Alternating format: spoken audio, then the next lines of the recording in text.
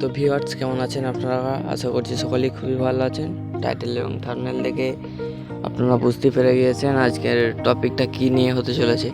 আজকে আমি তোমাদেরকে বোঝাবো যে 4টে রাজহাঁস পালন করতে কত টাকা খরচা হয়।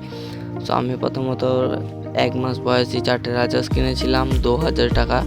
আমার কাছ থেকে 2000 টাকা নিয়েছিল। আপনারা কারো পরিচিত থাকলে অবশ্য কম হতেও পারে, বেশিও হতে পারে, আমাদের এখানে বললাম। তারপরে আমি তাদেরকে খেতে দিই হচ্ছে 3 বেলা খাবার টাইমে। যেই ভাতগুলো আমাদের অবশিষ্ট রয়ে যায় সেই ভাতগুলো খেতে দিই।